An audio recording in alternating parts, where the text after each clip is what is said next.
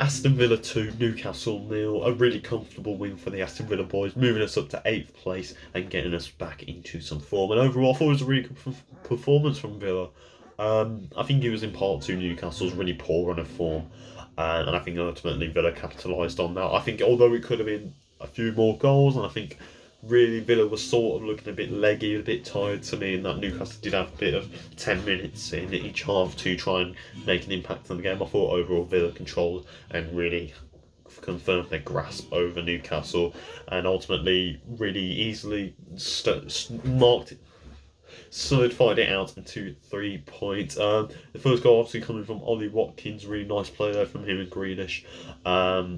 And obviously Watkins capitalises on a bit of a defending error from Fabian Schär, heads it in and finally gets a bit of confidence back, ends that goal drought. Hopefully that's going to be putting him back in, giving him that confidence he can go on and continue scoring goals. So it's really nice to see him come back and pop up with one of the goals. And then obviously the second goal from a corner set piece, a bit of working around from there. Grealish in the ball into Bertrand Traore, hits it straight away first time, right foot onto the bottom right corner. Really lovely finish from him. And really nice to see him. As much as people can critique him, he may be one-footed or may not do the right pass, he may not track back, he may not defend. Overall, he did a really good performance, and you can't deny it's actually kind of in form right now, and it's probably the reason he's been started so much.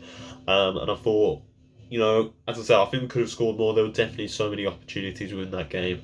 But I think overall it's a nice, comfortable win.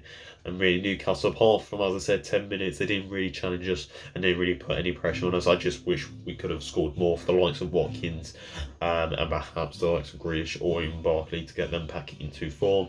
In terms of player performances, I thought a lot of them did really well. The only critique I would have is Barkley. I think it is just coming back from that injury, obviously, and the COVID break.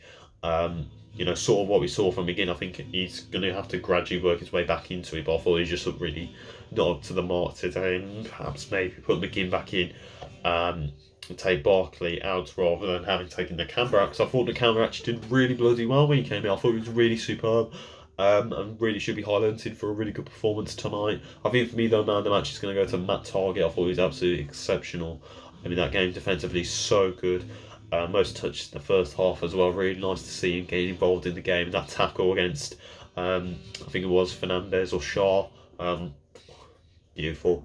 Obviously, I think Jack Grealish getting subbed off, which was a surprise to see because I don't think. Can't remember the last time Jack Grealish had been subbed off. But you can see on his face, he looked a bit upset. I think within him, he would have liked to stay in the 90 minutes, but I think from a view standpoint, I think the performance just could have been a bit better.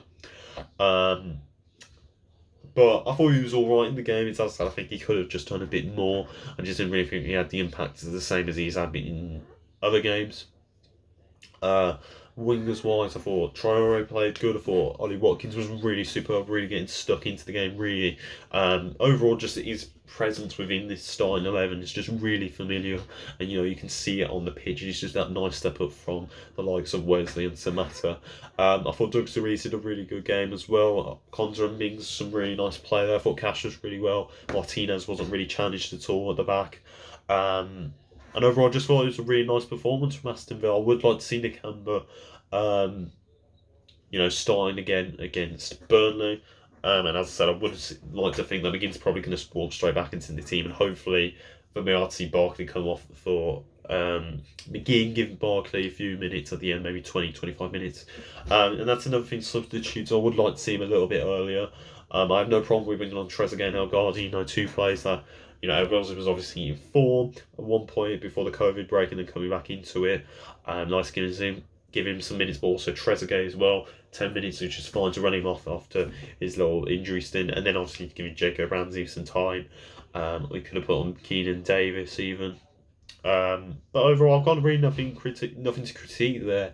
A little bit sloppy in some places. I thought a little bit we just lacked concentration. But overall, it's just nothing really to worry about because Newcastle just wasn't challenging us, and I would be very worried if I was a Newcastle fan because surely he should be sacked, shouldn't he? Because he was absolutely dreadful.